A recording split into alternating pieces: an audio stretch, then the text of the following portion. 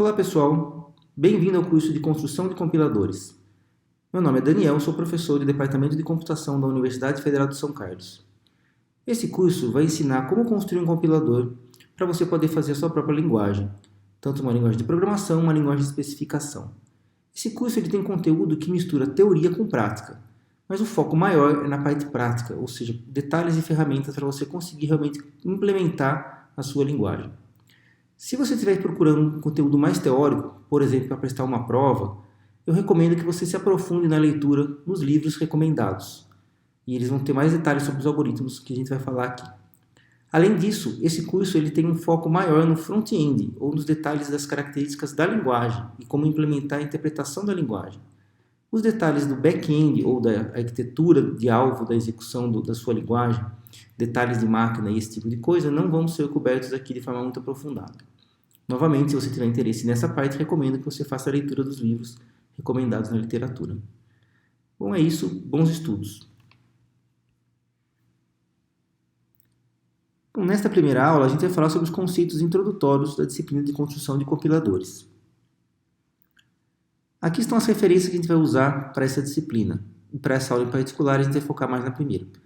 A primeira referência é a do Arro, Lan, Seth e Ullman, Compiladores, Princípios, Técnicas e Ferramentas. Eu me baseei na segunda edição, mas tem outras edições aí. O conteúdo é basicamente o mesmo. E esse livro é conhecido como o Livro do Dragão, que é o livro mais famoso da área de compiladores, e ele tem uma figura de um dragão na capa. O segundo livro é o livro do Luden, Compiladores, Princípios e Práticas. E o terceiro livro é o livro do Parr, The Definitive Antler Reference, que é o livro, na verdade, de uma ferramenta que a gente vai usar bastante na disciplina. Vamos começar pela definição. Essa definição é extraída do primeiro livro, o Livro do Dragão. O que é um compilador? Bom, a primeira coisa que a gente vê é que ele é um programa, ou seja, um pedaço de software que a gente vai escrever, vai programar, vai codificar para ele fazer alguma coisa. O que esse programa faz? Ele recebe como entrada um programa.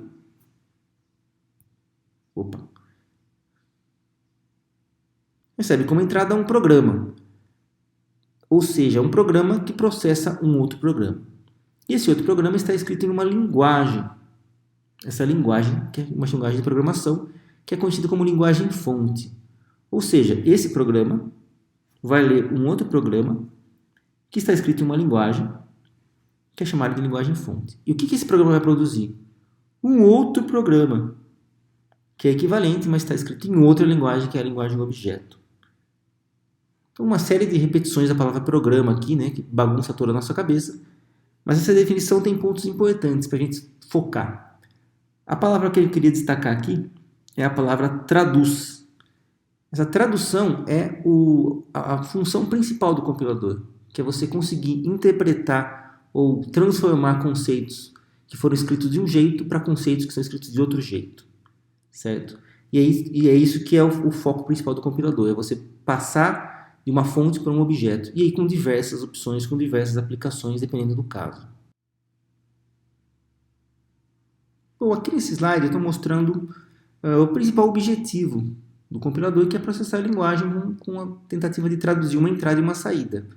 Normalmente, a gente vai trabalhar com uma entrada, uma linguagem de programação, que é como estava na definição do slide anterior, por exemplo, C, C++, Java, e a saída é a linguagem de máquina, de uma forma que o computador consiga entender o que a gente está escrevendo na entrada. A gente que trabalha com programação, né, vai saber exatamente o que significa isso, porque a gente não programa mais em linguagem de máquina. Raramente a gente vai precisar trabalhar com linguagem de máquina, exceto algumas arquiteturas bem específicas.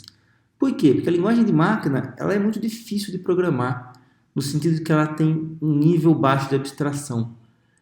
Não é que é impossível programar, você não consegue fazer as coisas, não é nada disso, mas é que quando você trabalha com sistemas de software que envolvem uma série de requisitos, aí, por exemplo, um sistema ERP, um sistema de e-commerce, você não vai querer ficar programando os bits um a um ali, né? Você vai querer realmente pensar nos conceitos do negócio, conceitos que aparecem mais alto nível. Ou seja, a sua linguagem ela tem que se abstrair, ela tem que esconder esses detalhes para você poder trabalhar numa linguagem mais alta, num nível mais alto, e raciocinar melhor sobre o problema que você está resolvendo com aquele programa. Então, na verdade, é isso que é o principal objetivo que a gente acaba usando compiladores. Eu costumo fazer uma analogia que é como se você estivesse querendo treinar um cachorro. Né? Suponha que você tem um cachorro e você quer treinar ele para buscar o jornal para você de manhã lá fora. Né? O jeito natural que a gente queria que acontecesse era o seguinte: você vai lá e fala para o seu cachorro: ô cachorro, todo dia de manhã você vai lá pegar o jornal para mim, beleza? Aí o cachorro responde: beleza. E a partir daí ele já faz o que você quer. Ou seja, você fala o que você quer e o computador, o cachorro entende e faz aquilo que você quer.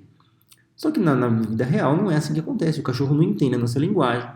O cachorro, ele na verdade responde, né, para ser treinado, né, ele responde para estímulos como, por exemplo, palavras de afeto, toques, recompensas em forma de alimento, entonação de voz, uma série de detalhes que vão fazer o cachorro entender aquilo que ele tem que fazer ou aquilo que a gente quer que ele faça.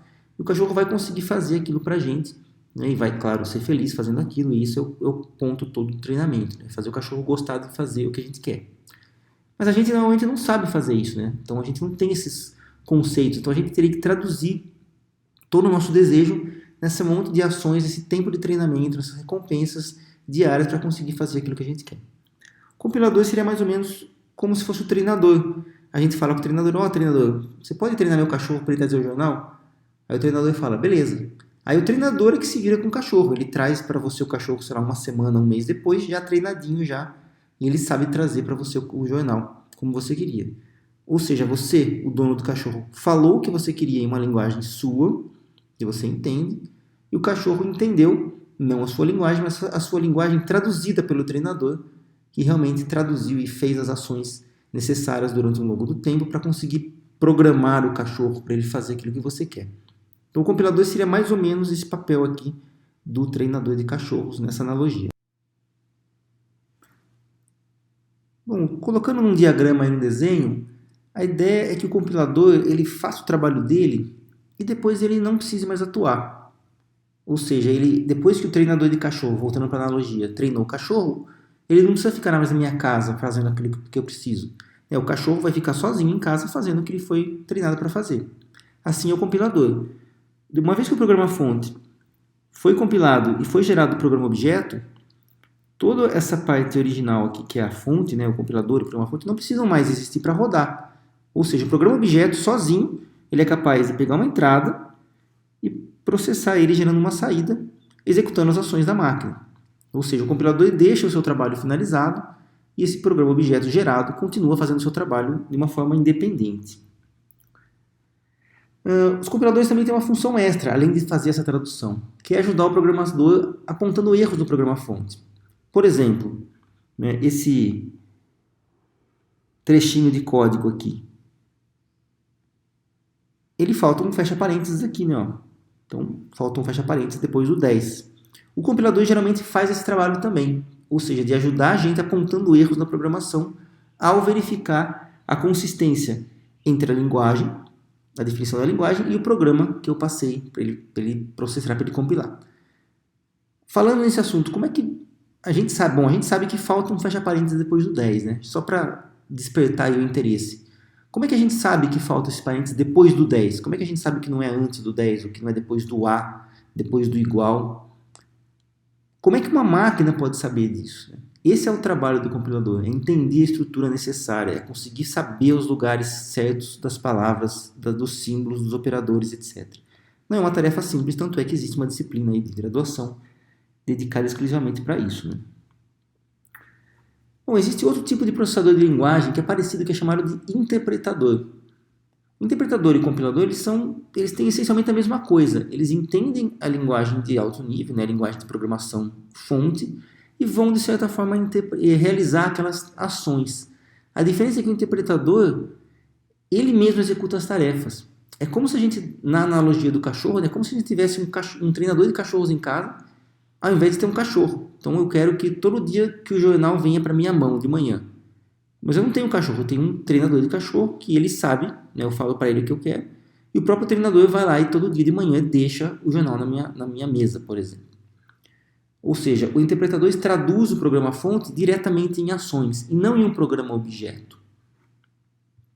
Se a gente fosse desenhar isso, né, seria mais ou menos assim: o programa-fonte e a entrada servem como entrada para o interpretador, que vai produzir a saída executando as ações de máquina necessárias. Veja que nesse modelo aqui, a gente não pode descartar nenhum elemento. Eu não posso pegar o programa-fonte e jogar fora depois que ele foi compilado. Não, porque o interpretador ele compila em tempo de execução. Tá? Ou seja, ele vai fazer a tradução em ações diretamente em tempo de execução. Claro que assim como a gente não quer ter um treinador de cachorro na nossa casa o tempo todo, a gente quer realmente o nosso cachorro fazendo o trabalho, nem sempre a gente vai querer um interpretador, às vezes a gente quer o compilador. Mas as duas variantes existem, né, e são essencialmente o mesmo tipo de problema. Cada uma vai ter vantagens ou desvantagens em relação ao outro. Né? Por exemplo, o compilador, ele vai fazer o mapeamento de entrada e saída de uma forma mais rápida. Por quê? O trabalho de tradução ele é executado apenas uma vez e antes da execução, né, o compilador traduz e deixa o programa objeto lá compilado, já que é capaz de executar N vezes. O interpretador não. Cada vez que ele tem que executar, ele tem que traduzir de novo o programa. Ele tem que interpretar o programa toda hora. Isso faz com que o mapeamento de entrada e saída seja mais rápido do compilador e mais lento do interpretador. Ou seja, o compilador é mais rápido para rodar.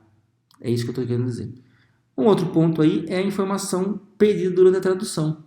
O compilador, ao traduzir o programa-fonte em objeto, ele codifica muita coisa. Então, ações e comandos de alto nível que estavam no programa-fonte se perdem. Isso dificulta o diagnóstico de erros, por exemplo, mensagens de erro. Já no interpretador, não. Geralmente o interpretador consegue mostrar mensagens de erro melhores, mais informativas, justamente porque o programa está ali sendo interpretado naquele momento da execução mesmo. Tá? Então, cada caso é mais apropriado para uma determinada situação, para um determinado contexto. Ambas têm vantagens e desvantagens, né? Mas essencialmente são a mesma coisa em termos do trabalho de construção. A gente vai ver aqui que fazer um compilador, fazer um interpretador, no contexto que a gente está vendo aqui na disciplina, que é o foco na linguagem e na estrutura, eles são essencialmente a mesma coisa. E é possível combinar as duas abordagens e tentar buscar os benefícios das duas.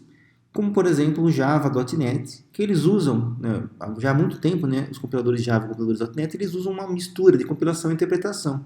Essa abordagem é uma chamada de uma abordagem híbrida, porque ela mistura os dois conceitos. Desenhando no esquema seria mais ou menos o seguinte. A gente tem um compilador que vai fazer uma primeira tradução, certo? Só que essa tradução não é completa, ela não vai chegar no código de máquina, ou seja, código que roda mesmo.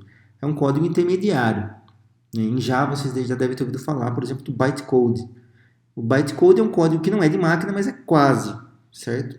Então, esse primeiro processo de tradução, ele já reduz bastante a abstração e mantém algumas informações interessantes. E esse código intermediário é usado como entrada junto com a entrada do programa, né, para fazer a interpretação.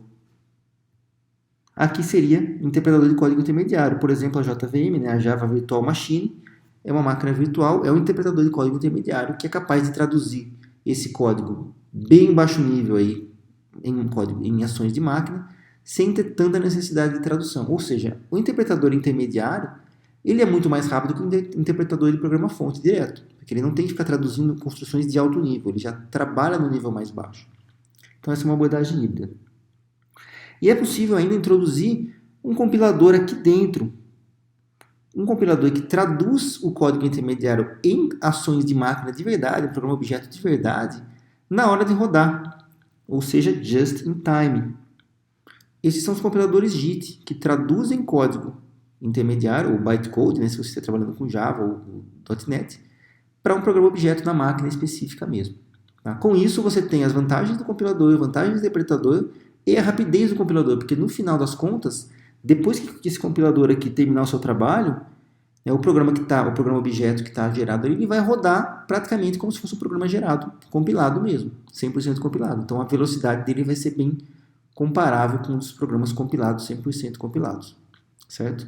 Então a maioria dos compiladores aí que existem hoje seguem essa abordagem aí.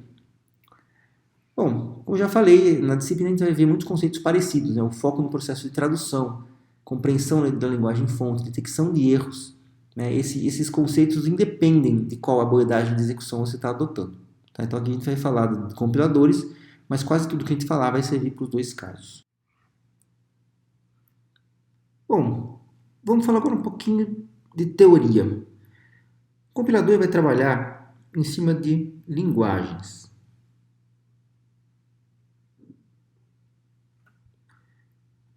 Eu já falei aqui que vai ter um exemplo clássico do uso do compilador é quando a gente quer trabalhar com uma linguagem de programação. A gente quer programar, por exemplo, em Java, ou em C++, ou em Python, ou em qualquer que seja a linguagem de programação. e a gente quer que o computador execute as ações que a gente colocou lá. Se a gente programou lá um if, por exemplo, um condicional, a gente quer que o computador saiba diferenciar entre a condição positiva e negativa e executar uma ação de acordo com esse valor lido. Isso é um conceito de programação, de execução, ou seja, de você realmente fazer ações que são comandos, né? Mas o conceito de linguagem pode ser usado com outras ideias, com outras aplicações, né? Por exemplo, quando a gente trabalha com SQL, um programa SQL não é necessariamente um algoritmo, né? Às vezes ele tem características de algoritmos, né? A gente tem os procedimentos de banco de dados, mas muitas vezes ele é uma linguagem que serve para você especificar um esquema de banco de dados, ou uma consulta, uma junção de informações. Ou seja, é uma linguagem, precisa de um compilador ou um interpretador para aquilo, mas não é uma programação, certo? Então, um exemplo aqui é o SQL. Outro exemplo, o HTML.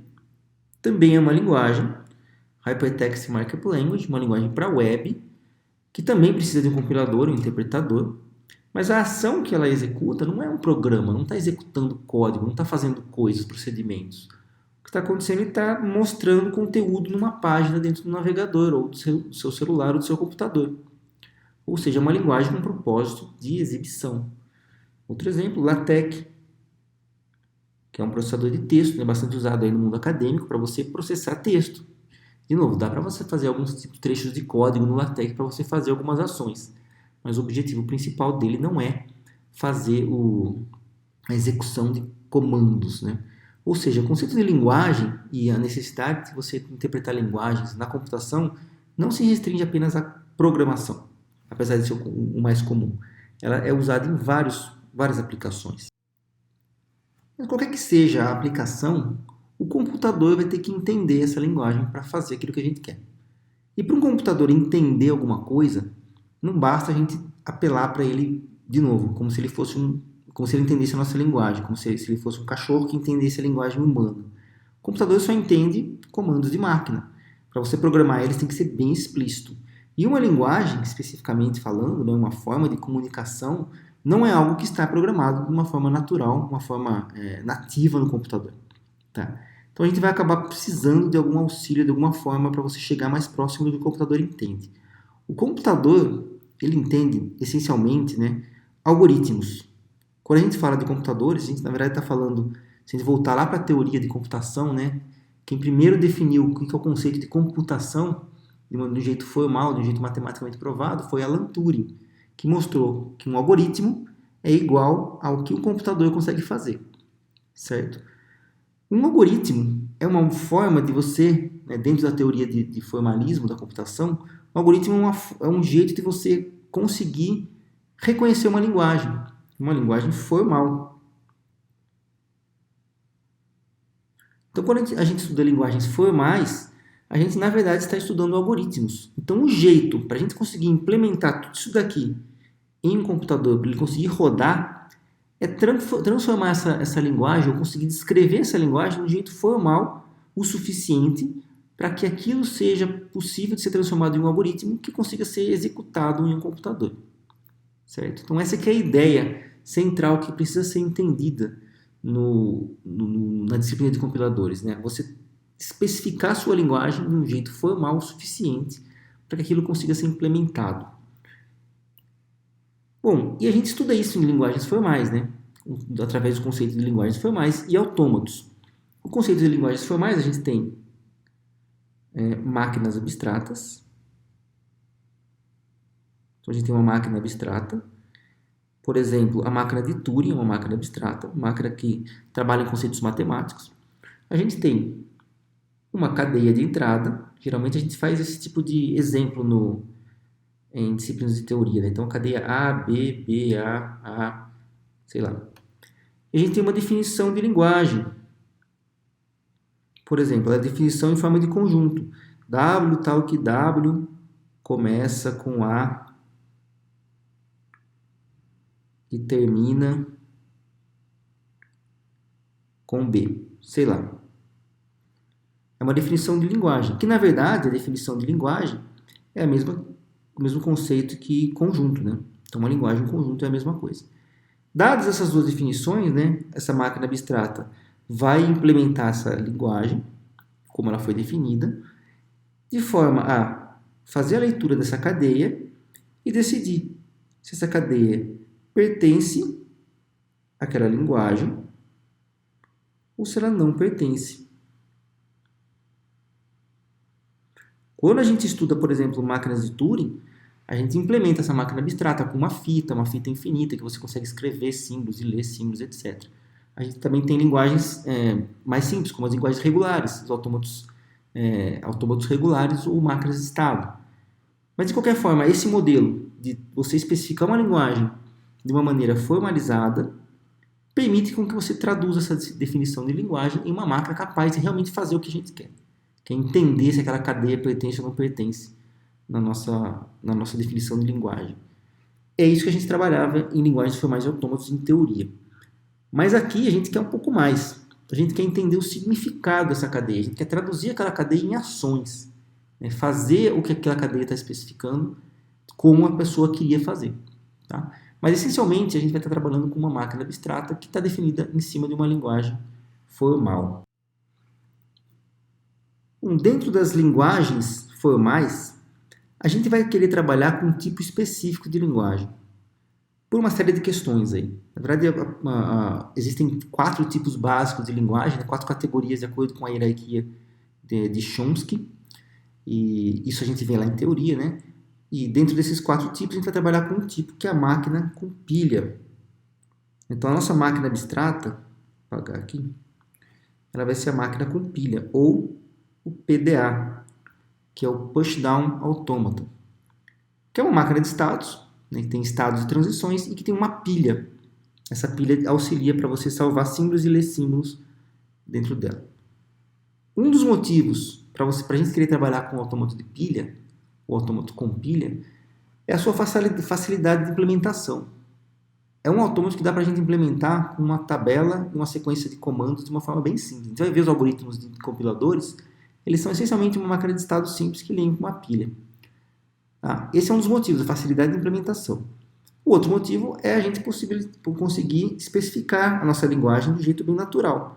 E as linguagens que trabalham, que são associadas com as máquinas de pilha, são as linguagens livres de contexto. As linguagens livres de contexto, elas são associadas com as máquinas de pilha, nós tomamos com pilha, de uma forma intrínseca, né? Uma coisa é a mesma coisa que a outra, e elas são definidas em cima de um conceito de linguagens. Então a gente define lá a linguagem com regras S leva a, S leva a SA, ou S, B, B, aí o B leva a, C, X, etc. Então a gente define linguagens livres de contexto usando uma gramática livre de contexto.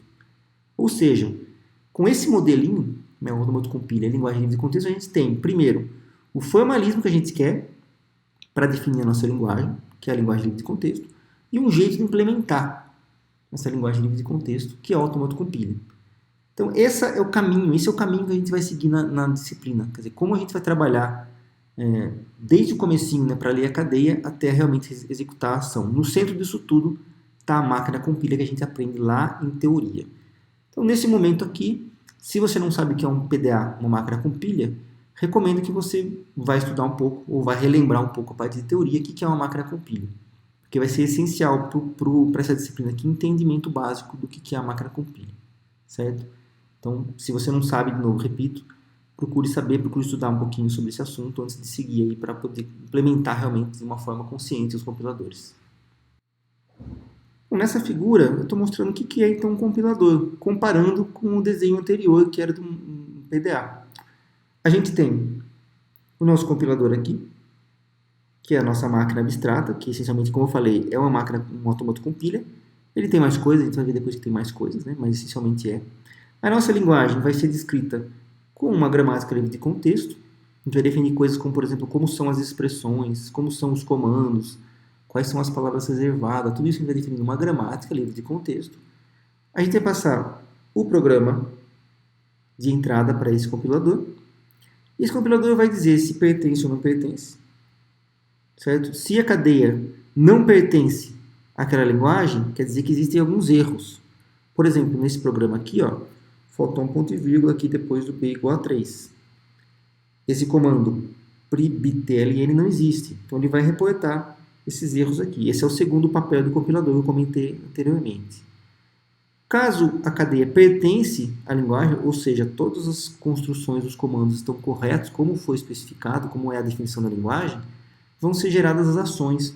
Por exemplo, você conseguir gerar código que roda na máquina, código assembly, por exemplo, que vai rodar na máquina, ou código da sua máquina específica. Tá? Essencialmente é isso que vai ser feito dentro do compilador para a gente. Bom, acabei de falar isso aqui, né? Então, o compilador é essencialmente um PDA, ele usa pilha e estados para reconhecer as cadeias, ele vai fazer análise sintática, entre outras coisas, né? A gente vai ver depois as etapas do compilador, e vai traduzir para ações semânticas aqui. O problema é que existe um probleminha nesse processo aqui, e que eu queria discutir do ponto de vista teórico. E é importante a gente entender isso daqui agora, certo? Porque isso aqui é uma limitação conceitual dessa abordagem que a gente vai seguir. Considere o seguinte exemplo de programa, que é uma linguagem de programação típica, onde a gente tem que declarar as variáveis antes de serem utilizadas. Né? Nesse exemplo, eu tenho uma string aqui chamada string número. Depois, na hora que eu for usar essa string, eu esqueci o U aqui, então ficou numero. A maioria dos compiladores que exige declaração antes de uso vai detectar um erro aqui, porque a variável numero não foi declarada. A declaração de variável é comum. Existem linguagens que não exigem declaração de variáveis. Né? Mas o problema persiste, independente de você precisar ou não declarar. Qual é o problema? É você associar variáveis ou nomes, de uma forma mais específica, nomes dentro de um programa. Tá? Eu quero saber que esse número aqui é o mesmo que esse número aqui. Certo? E o mesmo vale para outras coisas, como por exemplo eu tenho um println. Println é o nome de um método do Java, por exemplo. Eu quero saber que esse println é o println que foi declarado lá na API do Java. Quero associar os nomes, quero saber que um nome apareceu para referenciar uma coisa que já apareceu antes. Isso é essencial, isso existe em todas as linguagens de programação. E se a gente for olhar para a teoria, esse exemplo ele é um caso especial, um caso mais elaborado, claro, mas um caso parecidíssimo, com o exemplo que a gente usa para demonstrar as limitações das linguagens livres de contexto, que é o exemplo da linguagem WW, ou seja, um conjunto de caracteres, chamando de W, onde ele aparece duas vezes, por exemplo, 0101.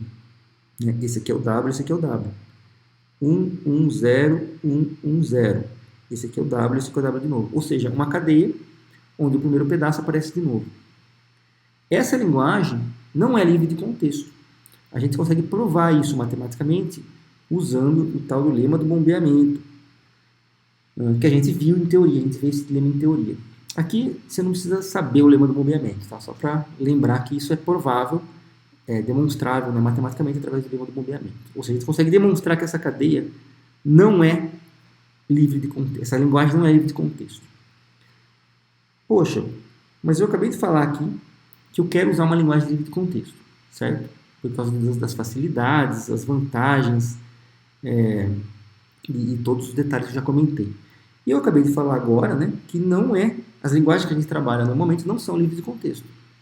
Isso vai acontecer em qualquer linguagem de programação, declaração de pacote, chamada de função, etc. Ou seja, gramáticas livres de contexto não conseguem impor todas as restrições de uma linguagem de programação típica. Certo? Então esse é um fato. E aí fica a pergunta, dá para usar um PDA? Dá para usar um autômato de pilha? Já que a gente sabe que, de uma forma fundamental, as linguagens não são livres de contexto, então não dá para usar um PDA. Tá? E eu queria muito usar um PDA, porque o PDA é muito simples de usar, tem essas vantagens todas. Tá? Se a gente olhar aqui, né, na hierarquia de Chomsky, que é que eu comentei anteriormente, né, a gente tem aqui 4 tipos de linguagens que estão associadas com 4 tipos de linguagem, de gramáticas, e que estão associadas com 4 tipos de autômatos mínimos. Lá embaixo começa com as linguagens regulares, né, que são definidas pelas expressões regulares e cujo autômato mínimo que reconhece são os autômatos finitos, ou seja, autômato sem pilha, sem nada, só uma máquina de estado simples. No nível 2 aqui as livres de contexto, que eu queria trabalhar, e acima disso, né, são as duas categorias que exigem as máquinas de Turing. Tá? O tipo 1, que são as gramáticas sensíveis ao contexto, elas trabalham com a máquina de Turing com fita limitada, tudo bem, mas ainda assim é uma máquina de Turing, ou seja, aquele modelo com fita que você escreve, move a cabeça para a esquerda, para a direita, cuja implementação não é tão legal quanto o Automatic Compile, certo? Então, a gente não tem muita opção, né? A gente tem que trabalhar com o que é possível de ser feito, certo? E eu acabei de falar que a nossa linguagem não é, as nossas linguagens de programação não são livres de contexto, ou seja, não daria para usar o Automatic Compiler com as linguagens do jeito que elas são, ou seja, com uma máquina de Turing.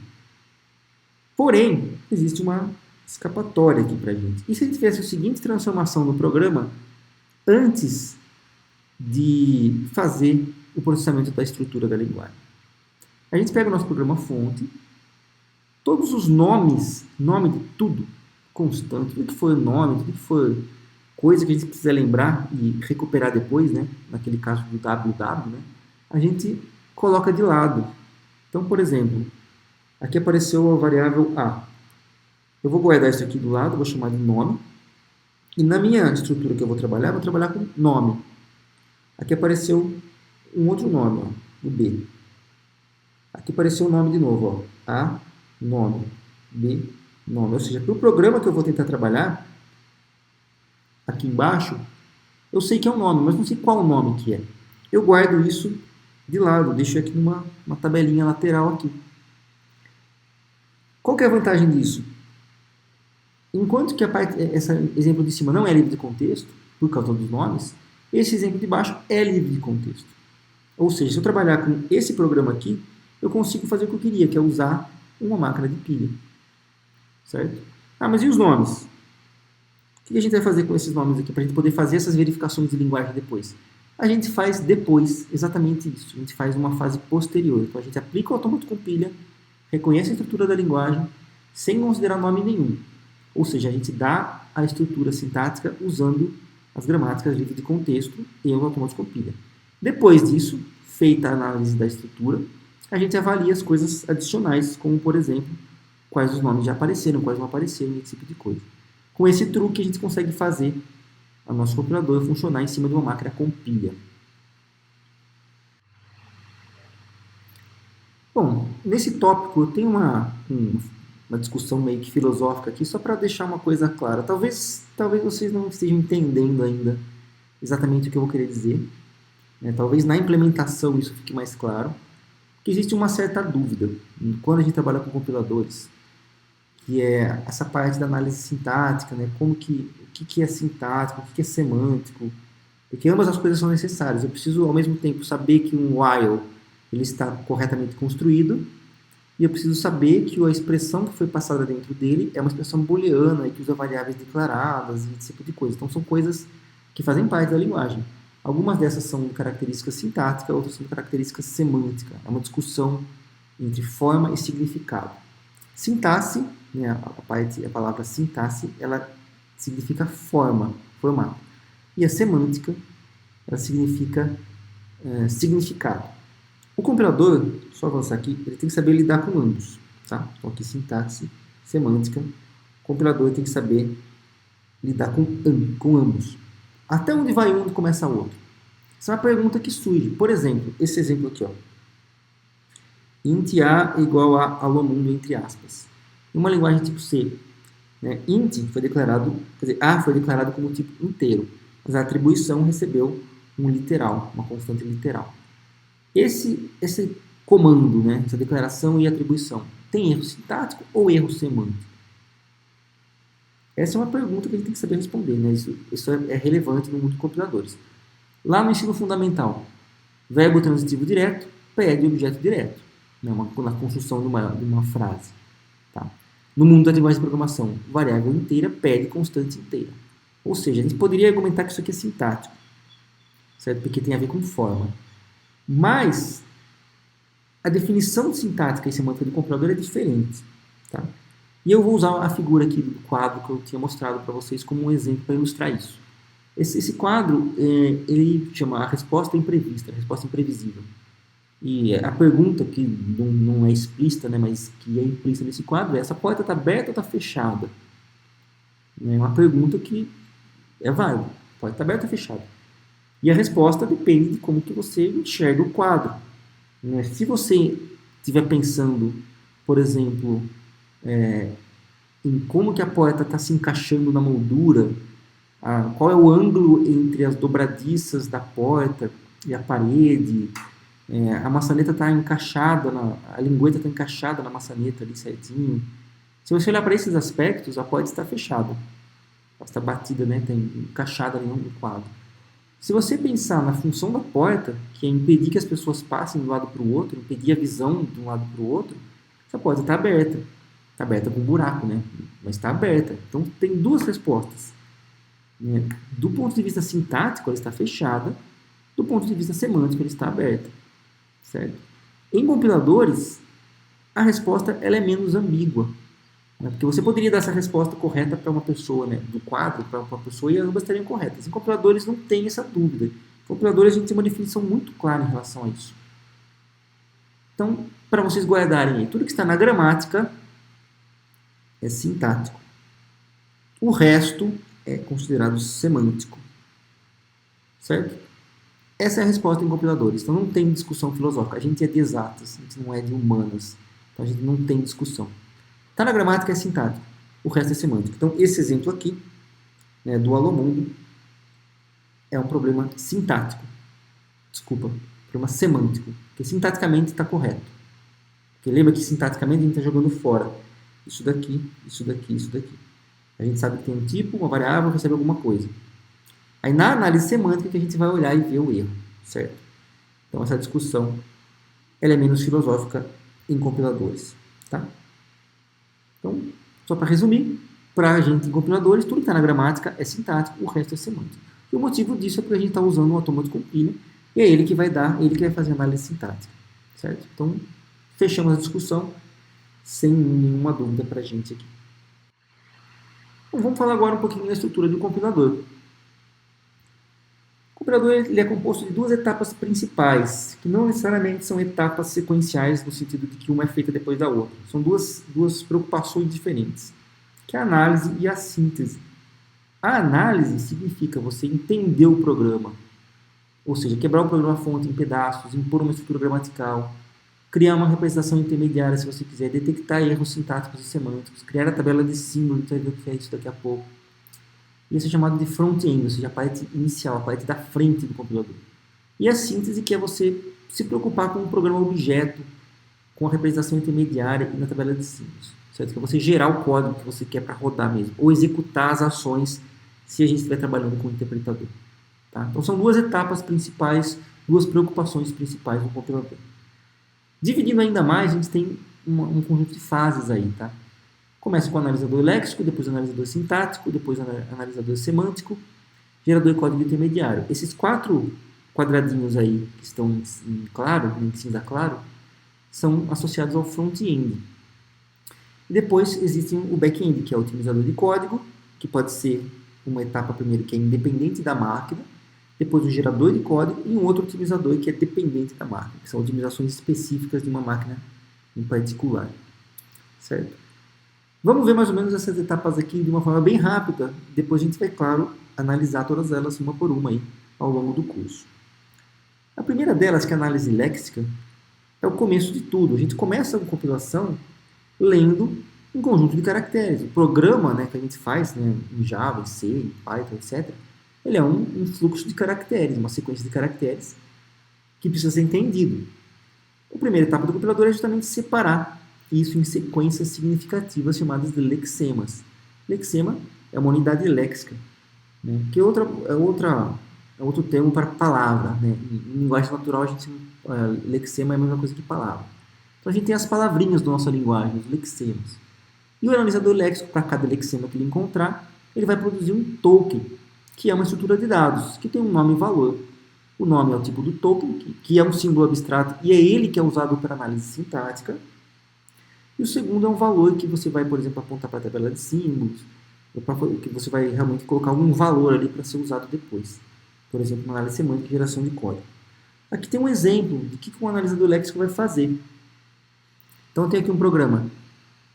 Position recebe initial mais rate vezes 60. Eu quero saber identificar nesse trechinho, né, o analisador léxico tem que ser capaz de identificar nesse trechinho quais são os lexemas. E aqui a gente tem o resultado do trabalho dele. Então, o primeiro lexema é position, depois é o igual, né, o recebe, depois o initial, depois o mais, depois o rate, depois o case, depois o 60. Veja que entre esses lexemas existiam palavras aqui, né? Desculpa, existiam espaços em branco aqui. Quebras de linha, tabulação, indentação. Geralmente isso é jogado fora. Geralmente. Algumas linguagens não jogam, mas a maioria joga fora. Principalmente esses espaços entre os lexemas. Bom, com base nisso, a gente vai querer gerar uma sequência de tokens e possivelmente gerar uma tabela de símbolos para eu lembrar. Lembra que eu falei que o analisador sintático vai jogar fora os nomes? Então, olha só como que isso se traduz. Ó. Então, a gente vai produzir, por exemplo, um token para o lexema position. E para esse cara aqui, né, é um token do tipo ID. Não interessa que é position. Interessa que é o ID. Então, o primeiro componente do token, que é o primeiro elemento, ele é o tipo do token. O segundo aqui é um igual. O terceiro é outro ID. Depois vem o mais. Depois vem um outro ID. Depois vem o vezes. Depois vem uma constante numérica. Ou seja, o primeiro elemento desse token é o que vai de fato ser usado na análise sintática. O segundo é o valor, que neste caso aqui, desse exemplo aqui, está apontando para a tabela de símbolos. Então, por exemplo, o ID 1, aqui na tabela de símbolos, é o position. O ID 2 é o initial. E assim por diante. Tá? E o resultado, então, da análise léxica está aqui embaixo. Vou mostrar aqui. Ali embaixo está o resultado da análise léxica, que é uma sequência de tokens. Então, eu parto de uma sequência de caracteres, passo por isso aqui e produzo uma sequência de tokens. Esse é o trabalho do analisador léxico. A segunda fase do compilador é o analisador sintático, que é também chamado de parsing, que ele vai usar os tokens produzidos pelo analisador léxico, mas somente o primeiro componente, a primeira parte, ou seja, aqueles aspectos que não são livres de contexto, vão ser jogados fora por enquanto, e vai ser produzida uma árvore de análise sintática, que representa a estrutura gramatical a partir do fluxo de tokens. E aí, a partir dali para frente, vai ser usada essa estrutura para fazer outras análises, gerar o programa objetos e assim por diante. Aqui está um exemplo. Então, a gente parte daqueles fluxos de tokens que chegou na análise léxica e coloca isso numa árvore. No caso aqui, ó, eu tenho uma atribuição entre um ID e uma soma. Essa soma, ela envolve um ID e uma multiplicação. Essa multiplicação envolve um ID e uma constante numérica. Ou seja, essa estrutura aqui sintática, ela tem, né, uma estrutura, ela tem um motivo para existir. Ela está definida na especificação da linguagem. Por exemplo, essa árvore, ela deixa explícito que a multiplicação acontece antes do que a soma. Olha só, a multiplicação, ela é processada dentro do seu próprio nó da árvore da análise sintática. Então, ID vezes num, ou 3 vezes 4, desculpa, 3 não, né? Essa aqui é uma variável. Né? Aquela variável era o rate, né? Rate vezes 60, ela é feito antes de somar o resultado com o ID 2, certo? Então, essa estrutura sintática, ela é significativa, é importante, e é o papel do analisador sintático fazer isso. Depois a gente tem o analisador semântico, que vai fazer as verificações adicionais e que não foram verificadas pelo analisador sintático, que são consistências, checagens de consistência diversas, né? Por exemplo, informações sobre tipo, checagem de tipo, adequação de tipo, né? Definição de variáveis, declaração de funções, análise de comandos que não são alcançáveis. Tudo isso você pode fazer no analisador semântico. Nesse caso aqui, nesse exemplo, a gente tem uma variável rate, que é do tipo float, que a gente sabe que é float porque foi declarado lá atrás como float, então a gente guardou na nossa tabela de símbolos que é um float. E uma constante, então esse aqui, ó, só para mostrar, esse aqui é a variável 3, esse aqui é o número da constante 60, que é do tipo inteiro. 60 é uma constante inteira. Uma multiplicação de float com inteiro em nível de código de máquina é impossível, a gente tem que fazer uma conversão. Então a gente poderia fazer um analisador semântico, por exemplo, e introduzir uma operação aqui de conversão automática, implícita, isso é chamado de coerção. Tá? Então a gente tem duas multiplicações aí, uma multiplicação de 2 floats para poder funcionar. Isso é um dos exemplos do que a análise semântica pode fazer. Ela pode fazer outras verificações, por exemplo, olhar se a variável aqui foi declarada, se o tipo dessa expressão aqui é igual ao tipo dessa aqui, e assim por diante. Tá? A gente vai ver também todo exemplo de tudo isso lá para frente. Geração de código intermediário é uma etapa que vai produzir o código, que não é código de máquina ainda, tá? Então, ao invés de produzir código de máquina direto a partir da análise semântica, é produzido um código antes disso, para facilitar a produção, para facilitar depois a sua conversão. E tem alguns exemplos, né? A própria árvore sintática é um código intermediário. Existe código de 3 endereços, a gente vai ver depois aí na aula específica sobre isso, como um exemplo de código intermediário. Aqui está um exemplo, então, nossa atribuição, né? Então, a gente já tem análise sintática, a árvore da análise sintática já é um código intermediário, mas eu poderia, por exemplo, fazer um código assim, ó, que é um código que não é o código fonte, né? Mas também não é o código-alvo. Eu tenho comandos que, no máximo, tem 3 endereços em cada um desses comandos, que é mais ou menos como as máquinas trabalham. 2 operandos, operador e um resultado. Tá? Isso facilita para a geração de código final. Certo? E a otimização de código, uma tentativa de você melhorar o código gerado.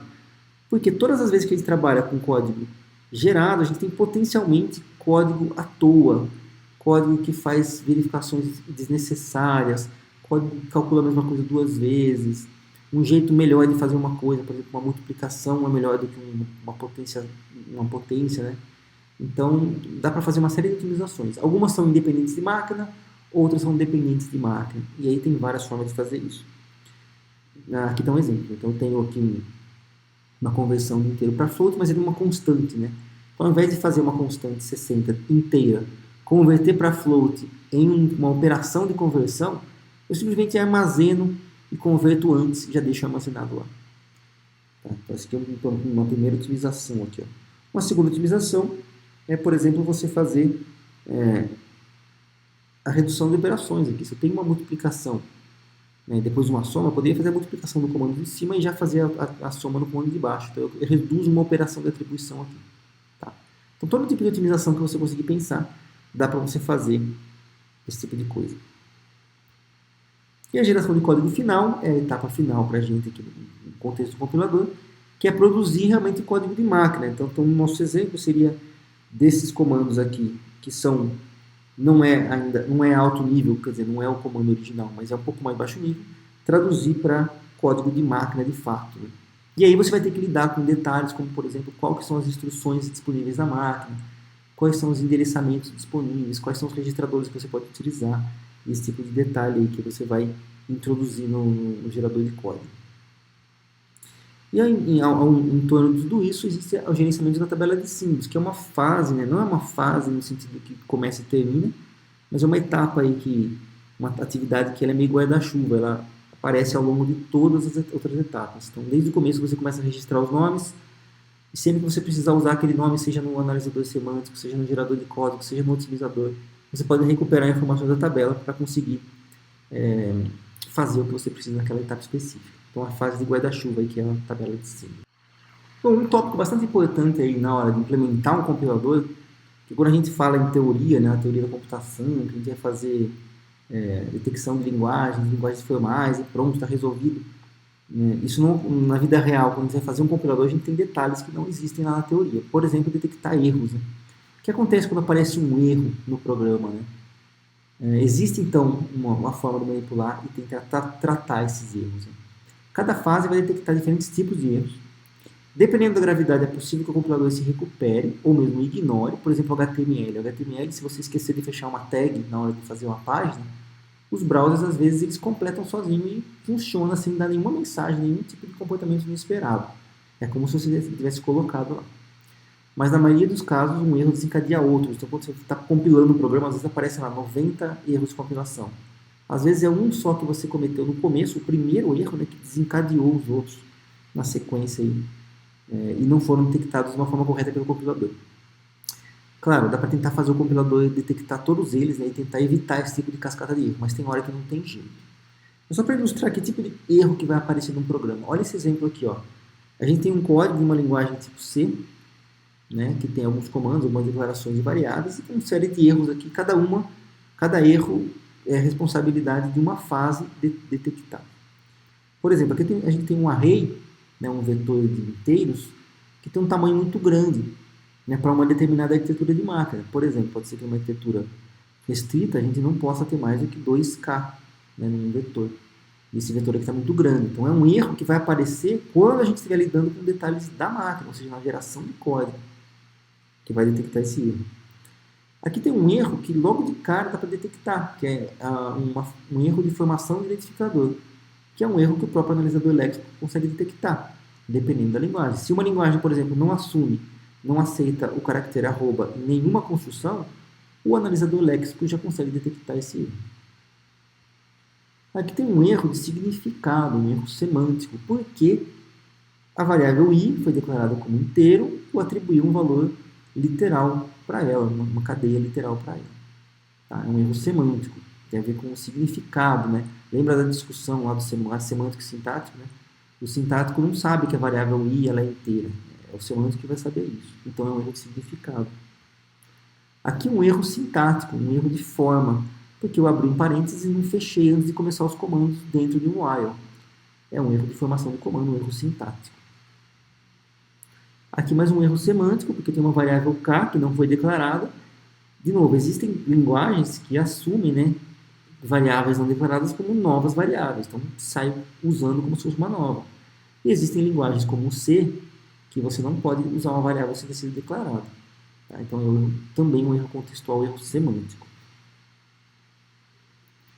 Bom, e a manipulação de erros aparece em praticamente todas as etapas aqui do nosso compilador.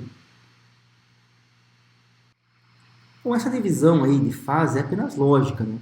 A gente tem responsabilidades diferentes, cada fase tem uma tarefa, digamos assim, para fazer, mas dá para fazer de uma vez só. Né? Imagina que você está programando, o programa está numa fita VHS, e aqui eu estou voltando no tempo, que talvez muitos de vocês nem saibam o que é fita VHS. Mas é uma fita que você dá o play na fita e ele vai tocar na sequência até chegar no final da fita. Chegou no final da fita, você tem que rebobinar essa fita, ou seja, voltar toda a bobina para o começo para conseguir tocar de novo aquela fita.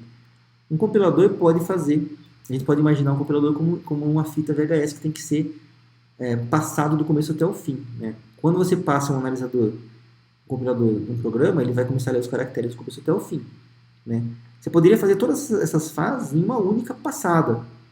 Ou seja, numa única leitura no arquivo de entrada, você consegue fazer análise léxica, sintática, semântica e geração de código. Ou você pode separar e cada passada faz alguma coisa diferente. Por exemplo, a passada 1, análise léxica, sintática, semântica e geração de código intermediário. A passada 2 faz algumas otimizações, a passada 3, geração de código específico. Por exemplo, não é obrigatório. Tá? Então dá para você combinar de várias formas aí. A gente vai fazer na disciplina o uso de alguns analisadores, né, que com uma única passada a gente consegue fazer todo o carregamento e a segunda, terceira e quarta passada, se quiser, a gente vai navegar numa árvore já processada. Tá? Mas dá para fazer esse conceito aqui de divisão de fases. Além disso, dá para a gente combinar os componentes de qualquer forma. Por exemplo, a gente pode fazer um único front-end com múltiplos back-ends, como, por exemplo, o .NET trabalha. Você pode trabalhar com um único front-end. Não, desculpa. O C++, por exemplo, você pode trabalhar com o C++, com o front-end do C++, que tem as especificações da linguagem C, e você consegue gerar código, por exemplo, para Linux, para Windows, para Arduino, para qualquer back-end, qualquer plataforma que você quiser. Mas você consegue fazer um único front-end que gera uma representação intermediária comum para todos esses back-ends. Então você reutiliza esse front-end. O outro exemplo é o contrário, aí sim é o exemplo do .NET. Você tem múltiplos front-ends para o mesmo back-end. O .NET aceita várias linguagens de entrada, o C Sharp, Visual Basic, etc. Um único back-end, que é o .NET Runtime. Bom, nessa disciplina, o foco maior, como eu comentei logo no comecinho, é o front-end. A gente vai falar muito mais aqui de análise léxica, sintática e semântica, e um pouco de geração de código, interpretação. Tá? O foco, então, realmente da disciplina é esse daqui. Isso é suficiente para muitas aplicações práticas. Você consegue fazer muita coisa e daqui para frente você consegue se virar muito bem sozinho. Porque essa é a parte mais teórica, digamos assim, a parte mais conceitual. Daqui para frente é mais programação e conhecimento da arquitetura, certo? Então, esse curso é suficiente para muitas aplicações práticas. Vocês vão ver que vai dar para fazer muita coisa legal com o conteúdo desse curso aqui. Bom, para essa aula introdutória, então, chegamos ao fim. Espero que vocês tenham gostado. O conteúdo a gente vai ver com detalhes agora nas próximas aulas, aí, com muito mais conceitos teóricos e práticos na implementação dessas fases do compilador. Muito obrigado e até a próxima.